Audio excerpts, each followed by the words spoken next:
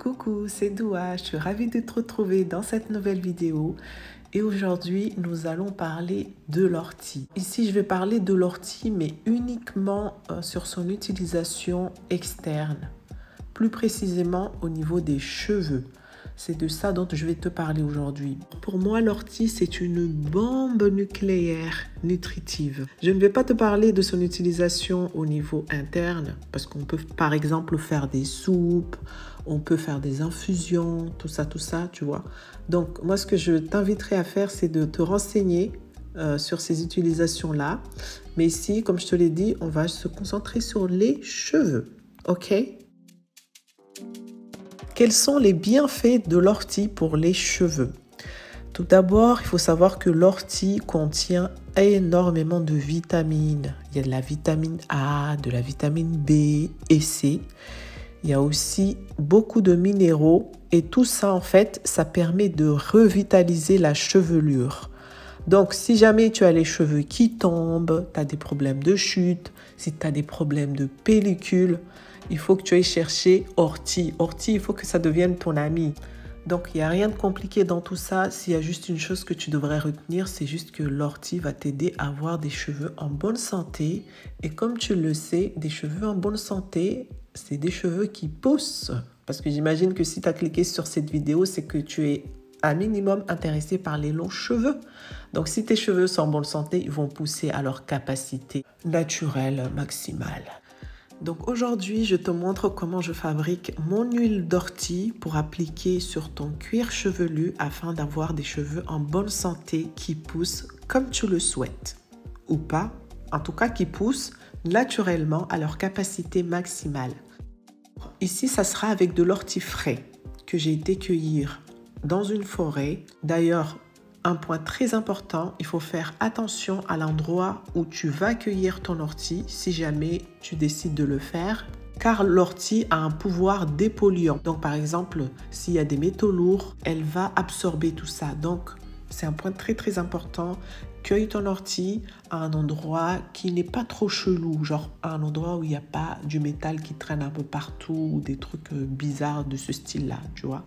Donc ça, c'est premier point très important. Deuxième point, en fait, il faut mettre des gants parce que ça pique, ça picote.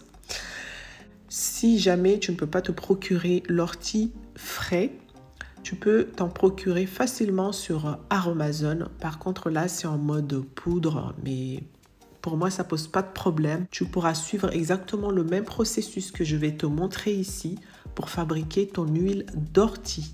Évidemment, ça coule de source, mais bon, je préfère quand même le préciser parce qu'on ne sait jamais, si jamais quelqu'un se poserait la question. L'étape où tu devras laver ton ortie, elle te sera dispensée si jamais tu vas la chercher sur Aromazone puisque ça sera de la poudre.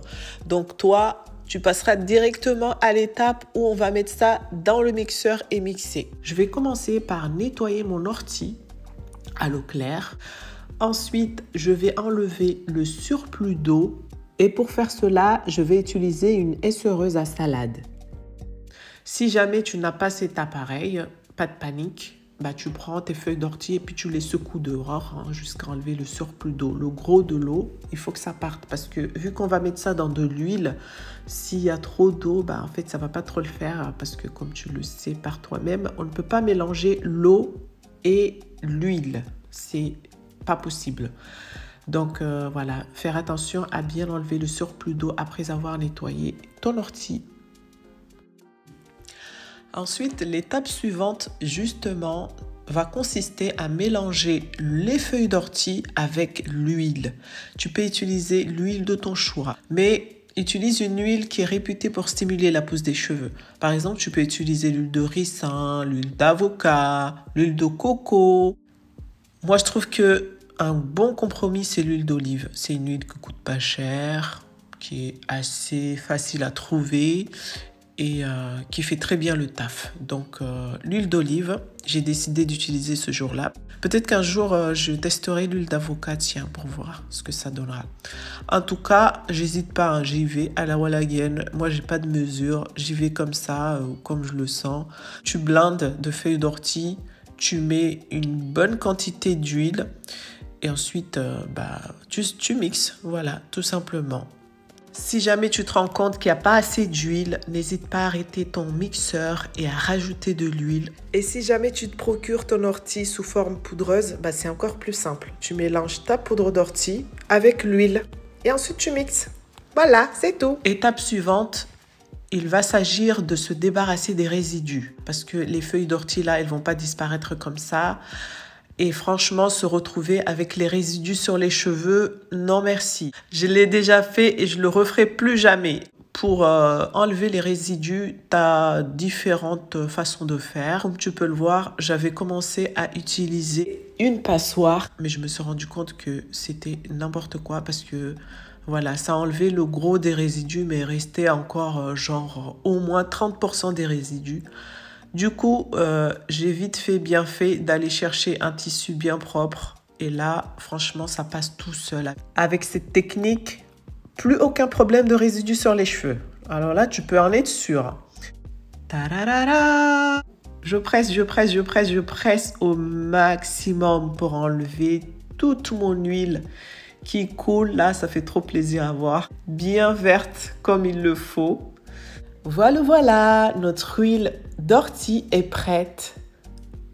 Comme tu peux le voir, c'est une huile qui fond comme du beurre sur la peau. Et t'inquiète pas, si tu l'appliques sur les mains, tu vas pas avoir des poils qui poussent sur les mains en mode « Oh, qu'est-ce que je deviens là? Je me transforme en loup-garou !» Non, t'inquiète, c'est une huile qui sait très bien ce qu'elle fait. Si tu l'appliques sur le cuir chevelu, elle va comprendre qu'il est temps de faire pousser les cheveux et de stopper la chute ou d'arrêter de faire des pellicules. Tu vois, elle comprend tout de suite. Tu peux l'appliquer sur la peau, mais aussi sur le cuir chevelu. Moi, personnellement, c'est une huile que j'utilise en guise de bain d'huile. C'est un soin que je fais avant d'aller faire mon shampoing. Donc, je l'applique sur mon cuir chevelu et aussi sur mes longueurs. Au niveau de la conservation, tu peux conserver cette huile au frigo. Moi, c'est ce que je fais et je n'ai jamais eu de soucis. Je l'ai déjà conservée au frigo pendant 3 mois. Je n'ai jamais eu de problème. Donc, je ne sais pas de ton côté comment tu prévois de conserver ça. Si vraiment tu as peur, tu peux rajouter quelques gouttes d'huile essentielle de vitamine E. Ça va aider pour la conservation. Mais sinon, pour ma part, au frigo, ça se conserve tout aussi bien.